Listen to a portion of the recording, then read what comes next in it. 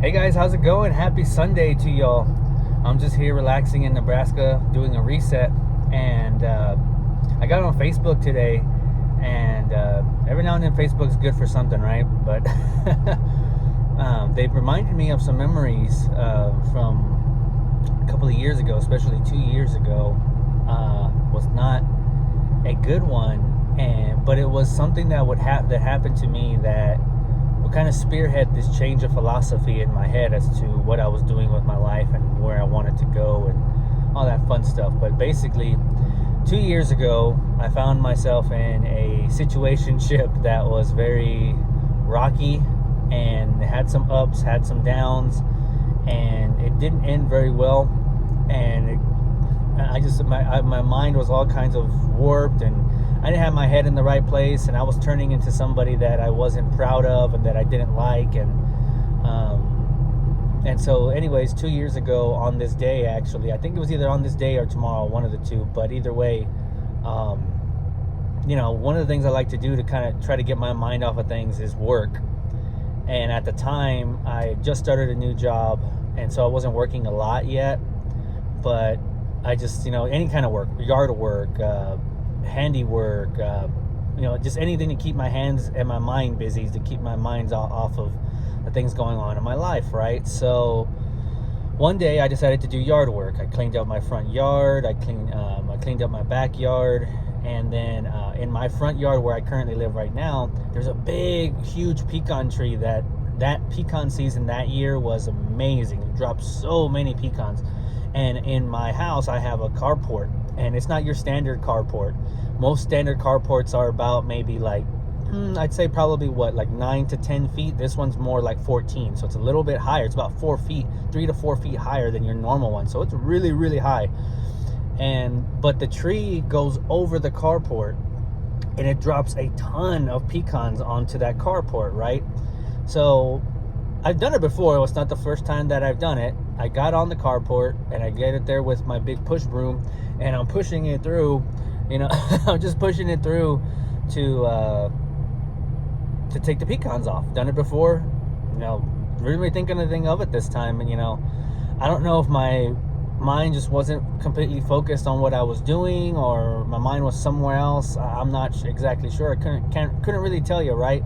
Other than I got to the edge of the carport, and I lost my footing, and I fell off the carport onto, luckily, my lawn, but still fell about 15 feet to the ground, and immediately felt something crack. At first, I thought it was my pelvis, because I kind of felt on my side.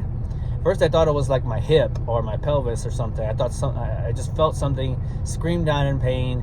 The neighbors come out to come and see what happened, and I couldn't get up.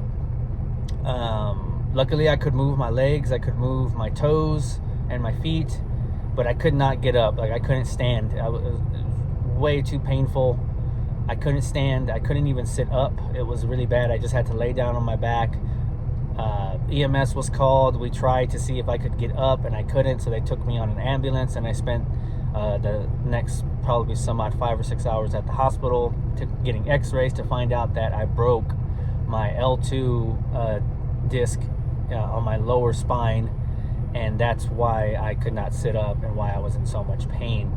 So yeah, I broke my back, and that was not fun. And ever since that day, though, from the recovery time and whatnot, and to being able to reflect on where my life had gone up until that point and how my life was going, it kind of really spearheaded, because it was a scary moment for me, falling on the ground and not being able to get up. You don't know what's happening. You don't know what's wrong. You hope to God that nothing really bad, like that bad, has happened where you lose.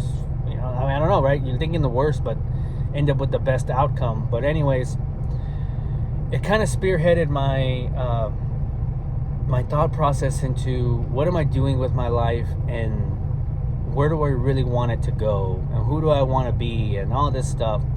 And it really was kind of the beginning catalyst for that year to start thinking about my future and what I was doing with it, and if everything that I was doing career-wise, life-wise, all of that was really what I wanted for me, and it wasn't. And that's why later on, after I recovered and after I kind of started getting a better feel for who I was as a person, and just being at more inner peace with myself, I started figuring out that I wanted more out of life. I wanted something different, and that's where I came here to trucking.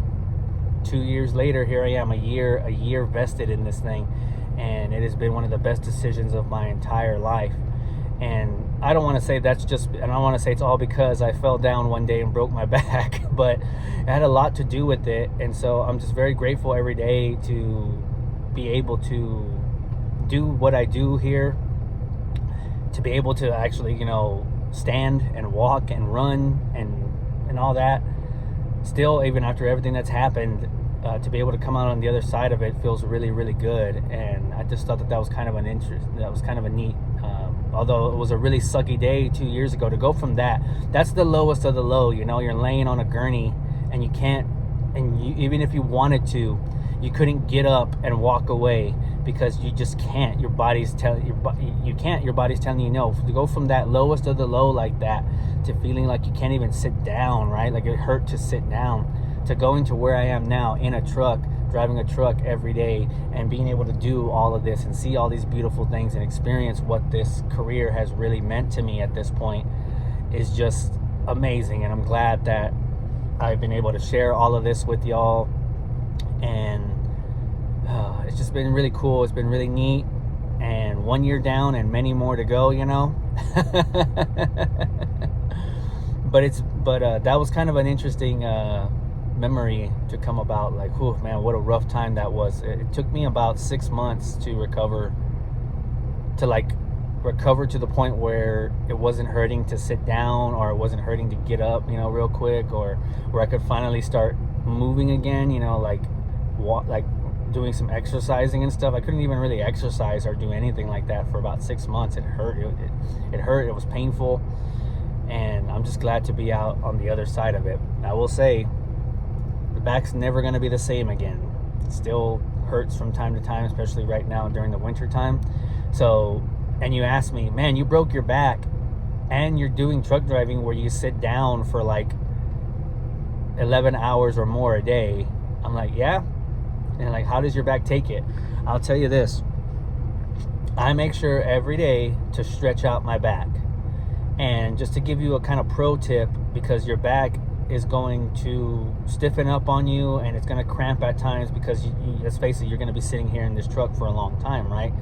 And we're really not meant to sit down for that long. But so the best thing that you can do to kind of alleviate that pain a bit, or to sustain your back stability, is to do some stretching. So in the morning before you sit in this chair, it doesn't even matter. If you're kind of on the bigger side, I can understand why you wouldn't be able to do some certain kind of yogas or stretching, but you can still stretch, right? Reach for your toes for 30 seconds. You may not even be able to touch your toes. That doesn't matter. Just reach for them, stretch it out. That's a good stretch for your back. Lean all the way back, right? Like kind of go like this and arch your back. You can't really see what I'm doing, but you arch your back up and you lean back. Arch your back in a way where you kind of curve it a little bit, but like you're stretching it out and you're kind of making it like straight, right? Instead of slouching out so much like this. Like that's a slouch, you don't want to like slouch for too long. So straighten out your back, kind of stretch it out a bit, and stay like that for about a minute or two. That's a good stretch for your back. Stand up and just, put your hands in the air and stretch out for about a minute or two.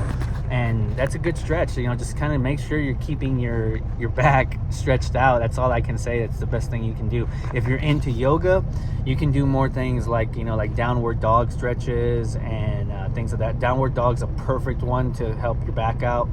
I forget what it's called, but you put your hands down on the ground and you lift up your neck, but you put your hands down like that and you have your legs stretched out. I forget what that one's called, but that's a really good one for your back too. It really does keep the blood flowing through your back. But yeah, 2 years ago, on my back, couldn't move, broken back, and 2 years later, here I am, guys. It's been pretty cool. We'll keep going, man. But I thought I'd share that with y'all. just an interesting story about a little bit about me if you didn't know.